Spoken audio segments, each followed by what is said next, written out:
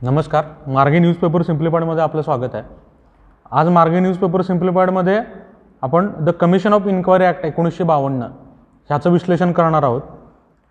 तर ह्याची पार्श्वभूमी काय आहे की आता रिसेंट जो महाराष्ट्र गव्हर्नमेंटमध्ये जो आता सध्या वाद चालू आहे, म्हणजे मुंबईचे पोलीस आयुक्त जे आहेत परमवीर सिंग, आणि त्यांनी इथल्या महाराष्ट्राच्या गृहमंत्र्यांवरती काही आरोप केल्यानंतर महाराष्ट्र शासनाकडून एक समिती गठीत करण्यात आलेली आहे।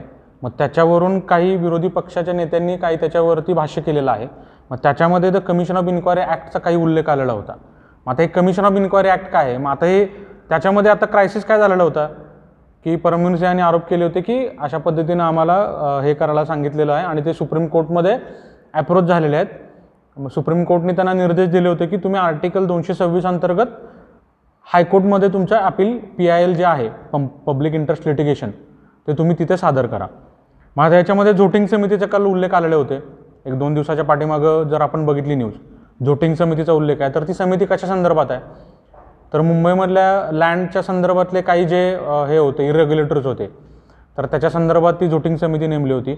आणि आत्ताची जी समिती नेमलेली आहे महाराष्ट्र शासनानं, न्यायमूर्ती KU चांदीवाला समिती आहे। मग आता ह्या समित्यांचं जे काही अहवाल येईल तो आहे तो वेगळा, पण आपल्याला the commission of inquiry act, मग या समित्यांचं गठन कशा पद्धतीनं होतं किंवा या समित्या कशा पद्धतीनं कार्य करतात किंवा या समित्या कशा पद्धतीनं फॉर्म केल्या जातात, ह्याचं आपल्याला लीगल काय प्रोव्हिजन आहे हे आपल्याला ह्याच्यामध्ये पडताळायचं आहे। त्यासाठी आपण आज the commission of inquiry act 1952 ह्याचं विस्तृत चर्चा करणार आहोत।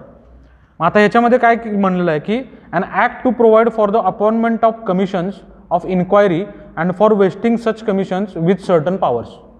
म्हणजे हे कमिशन फॉर्म करण्यासाठी ह्या कायद्याची निर्मिती केलेली आहे, आणि wasting such commission with certain powers म्हणजे काही अधिकार त्यांना देण्यासाठी ह्या कमिशनची स्थापना करण्यासाठी ह्या कायद्याची त्यांनी तरतूद केलेली आहे। मग त्याच्यामध्ये सेक्शन 1 मध्ये काय आहे? Short title, extent and commencement.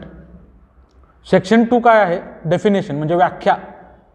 या कायद्यामध्ये जे काही कळीचे शब्द असतील किंवा ज्या कळीच्या टर्म असतील किंवा संकल्पना आहेत, तर त्याच्या व्याख्या ह्या सेक्शन 2 मध्ये आपल्याला आढळतात। मग आता याच्यामध्ये काय आहे की appropriate government means, section 2A appropriate government means.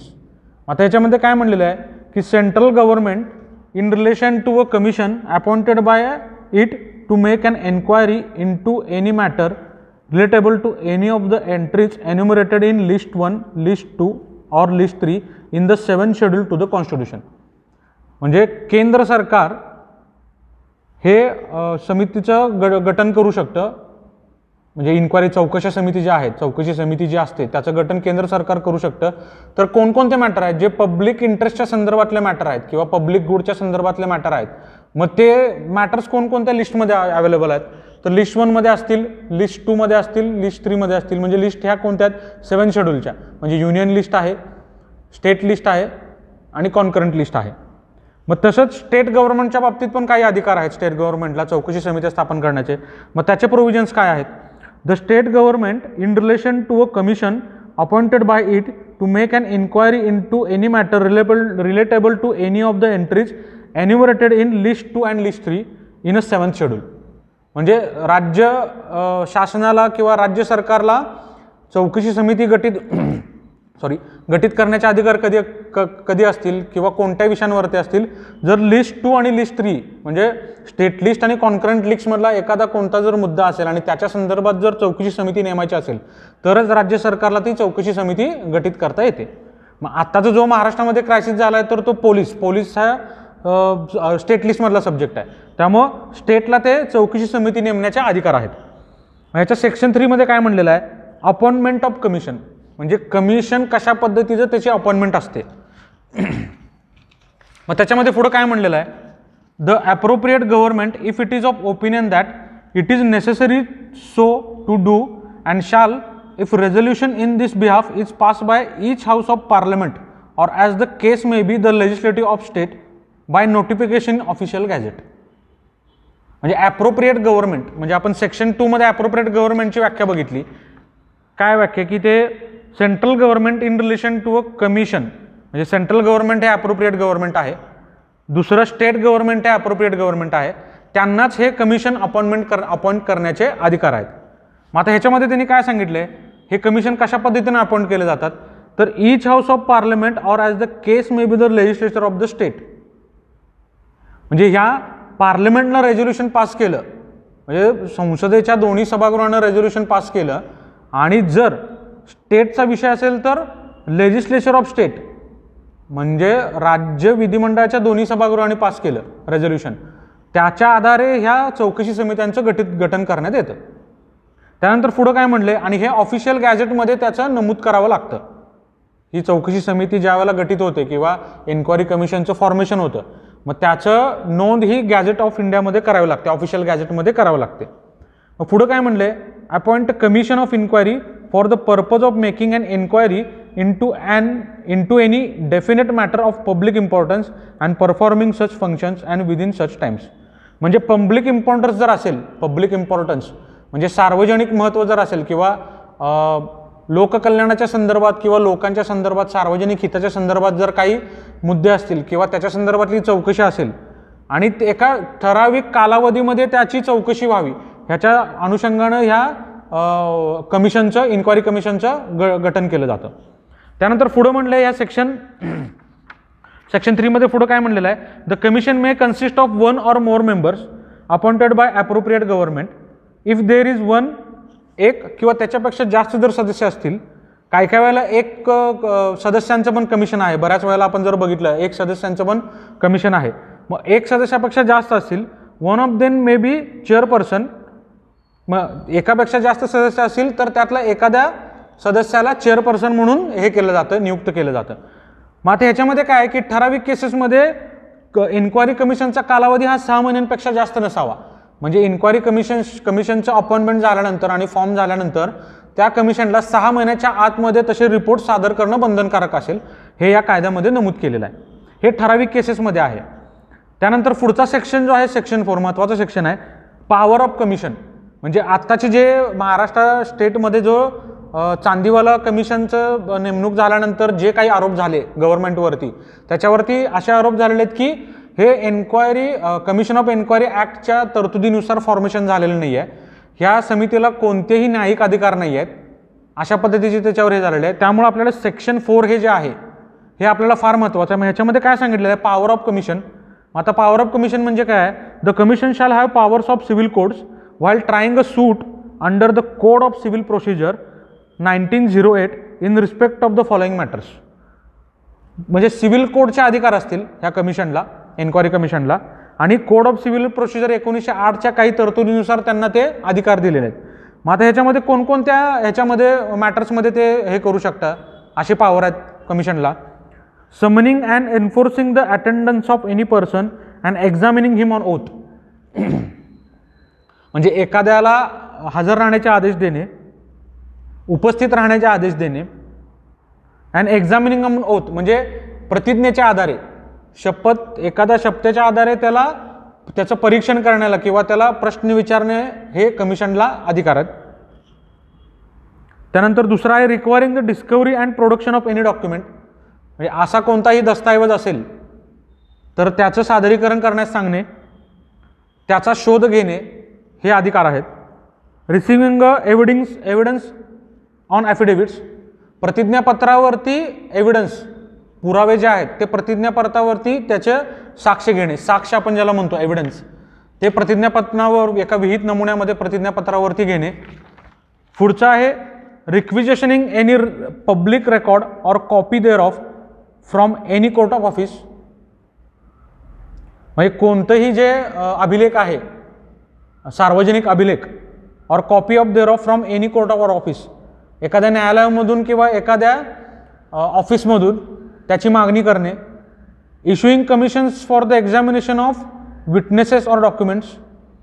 म्हणजे इन्क्वायरी कमिशन पण एक त्याच्या अंतर्गत एक कमिशन नेमू शकतं. तर कशासाठी, जे पुरावे आहेत किंवा जे साक्षीदार आहेत आणि जे दस्तऐवज आहेत त्याच्या छाननीसाठी ते त्याच्या अंतर्गत समिती नेमू शकतं. Any other matter which may be prescribe. म्हणजे असेही कोणते विहित केलेले जे कोणतेही मॅटर्स असतील त्याच्या संदर्भात कमिशनला अधिकार आहेत. मग त्या अनुषंगाने आपल्याला हे महत्त्वाचं आहे. त्यामुळं आत्ताचं जे चांदीवाला कमिशन नेमलेलं आहे आणि सेक्शन 4 हे आपल्याला ह्याच्यामध्ये बघितलं पाहिजे. आता पुढचा सेक्शन आहे सेक्शन 7 आहे, आता यामध्ये आपण महत्त्वाच्या सेक्शनची चर्चा घेतलेली आहे, म्हणजे आपल्याला एक्झामच्या अनुषंगानं म्हणजे मेन्सच्या दृष्टिकोनातून पण GS2 मध्ये जर प्रश्न आला की एलॅबोरेट किंवा discuss the commission of enquiry act 1952, मग त्या अनुषंगानं आपल्याला हे जे एक्झाममध्ये नमूद करण्यासाठी जे सेक्शन्स आपल्याला लागतील ते सेक्शनची आपण आता चर्चा करतोय. आता त्याच्यामध्ये पुढचं सेक्शन जे आहे ते सेक्शन 7 आहे, commission to cease to exist when so notified. म्हणजे कमिशन हे कधी त्याचं काम थांबवेल किंवा कमिशन कधी बंद पडेल किंवा त्याचं बरखास्ती कधी होईल कमिशनची. तर त्याच्यामध्ये काय सांगितले, संसदेचा किंवा राज्य विधिमंडळाच्या रेझोल्युशनने गठीत झालेला आयोग अनावश्यक असेल तर रद्द करण्यात येतो. म्हणजे आता याच्या पुढे आपण केसेसही बघणार आहोत, काही ठराविक अशा केसेस पण आहेत कमिशन ऑफ एन्क्वायरी ॲक्टच्या संदर्भात. मग त्याच्यामध्ये सेक्शन 7चं काय महत्त्व आहे, मग त्या केसेसमध्ये काय सांगितलेलं आहे, म्हणजे अनावश्यक जर असेल आणि जर तो गठीत केला असेल तर पुन्हा ते जर संसदेने केला असेल किंवा सेंट्रल गव्हर्नमेंटचा एखादा चौकशी आयोग असेल तर तो परत संसदेच्या रेझोल्युशननी तो संसदेच्या रेझोल्युशनने जर स्थापन झाला असेल तर तो रद्द करण्यात येतो. तसंच सेम राज्य विधिमंडळाच्या बाबतीत पण तशाच तरतुदी आहेत. दुसरा मुद्दा आहे याच्यामधला, संसदेने किंवा राज्य विधिमंडळाने आयोगाच्या खंडिताचा ठराव पास केला असेल. जर कमिशन ऑफ एन्क्वायरीचं जर आपल्याला ती खंडित करायची असेल, विसर्जित करायची असेल, तसा ठराव जर पास केला असेल, समजा 1 वर्ष कालावधी लागलेला आहे आणि जर तसं संसदेनं किंवा राज्य विधिमंडळानं ठराव पास केला की आता हा चौकशी आयोग विसर्जित करायचा आहे, तर ते संसदेला आणि राज्य विधिमंडळाला तसे अधिकार आहेत. हे सेक्शन 7 मधले महत्त्वाचे मुद्दे आहेत. त्याच्यानंतर पुढचा सेक्शन आहे सेक्शन 8. मग त्याच्यामध्ये त्यांनी काय सांगितलेलं आहे की procedure to be followed by the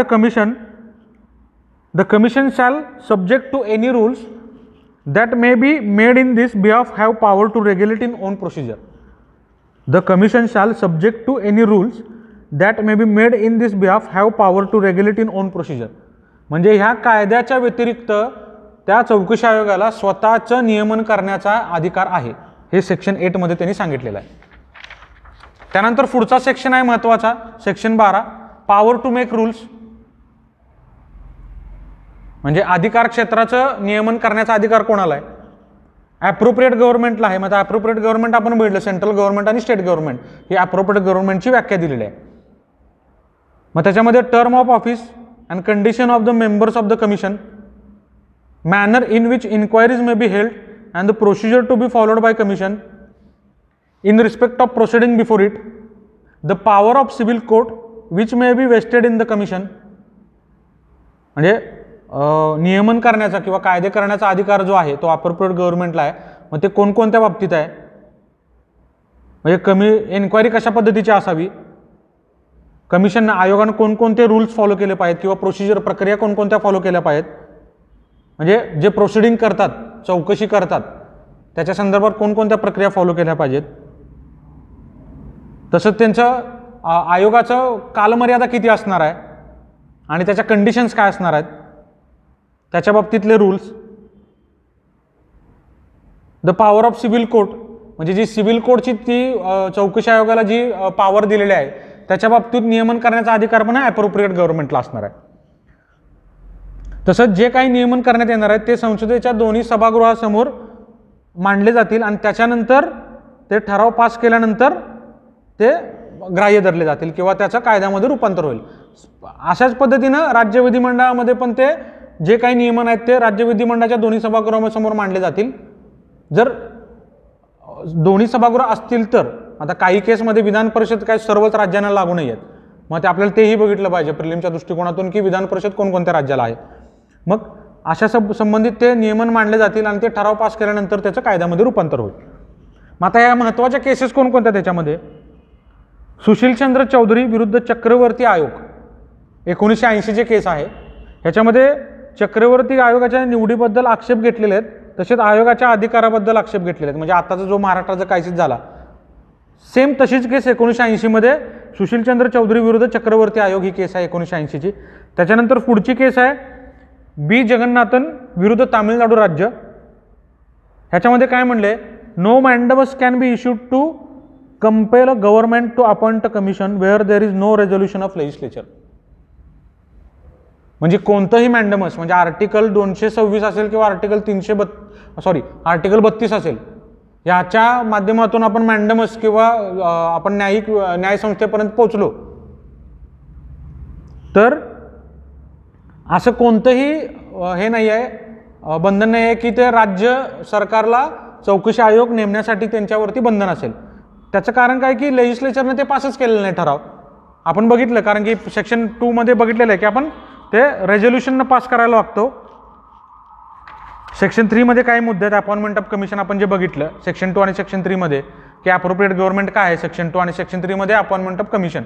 मग त्या अनुषंगाने ही बी जगन्नाथन विरुद्ध तामिळनाडू राज्य ही केस आपल्याला फार महत्त्वाची आहे. त्याच्यानंतर पुढची केस आहे मध्य प्रदेश राज्य विरुद्ध अरुण सिंग. याच्यामध्ये काय म्हणलंय की मध्य प्रदेश राज्य सरकारच्या आयोग नेमण्याच्या टर्म्स ऑफ रेफरन्सेस आहेत, प्रश्नचिन्ह उपस्थित करण्यात आलेले आहेत. मध्य प्रदेश राज्य विरुद्ध अरुण सिंग म्हणजे आयोग कशा पद्धतीने नेमावा याच्यावरती प्रश्नचिन्ह उपस्थित करण्यात आलेले आहेत. आणि त्याच्या पुढची महत्त्वाची केस आहे Siliguri municipality versus Amalendu Das 1984. Siliguri municipality versus Amalendu Das 1984 ची केस आहे. याच्यामध्ये काय म्हणलेलं आहे, government refuses to extend duration of a commission, courts do not intervene to compel it to do so. Section 12 महत्त्वाचा आहे याच्यामध्ये, सेक्शन 12. आणि आपण तो बघितला सेक्शन 7 जो आहे याच्यामध्ये काय म्हणले, commission to cease to exist when so notified. आणि ह्या अमलेंदू केसमध्ये काय आहे, government refuses to extend duration of a commission, courts do not intervene to compel it to do so. म्हणजे सेक्शन 7 आणि सेक्शन 12 हे या केसमध्ये आपल्याला महत्त्वाचे आहेत. मग त्यामुळं कमिशन ऑफ इन्क्वायरी ॲक्ट 1952 आता आपल्याला जर GS2 मध्ये प्रश्न विचारला तर ह्यात आपल्याला कोणकोणते मुद्दे इश्यू हे करायला लागतील, मेन्शन करावे लागतील. डेफिनेशन आहे सेक्शन 2 अप्रोप्रिएट गव्हर्नमेंट, त्याच्यानंतर सेक्शन 4 आहे, मग त्याच्या अगोदर सेक्शन 3 आहे अपॉइंटमेंट ऑफ कमिशन. सेक्शन 4 मध्ये काय म्हणले, पॉवर ऑफ कमिशन म्हणलेलं आहे. सेक्शन 7 जो आहे कमिशन सीज टू म्हणजे कमिशन कधी बरखास्त होऊ शकतं.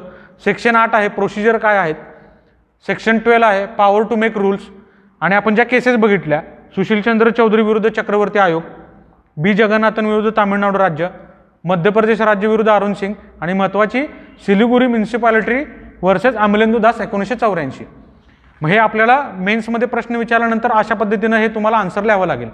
अशाच पद्धतीनं आपण उद्या काही महत्त्वाचे जे एखादी टॉपिक जो असेल तो आपण बघणार आहोत न्यूजपेपर सिम्प्लिफाईडमध्ये.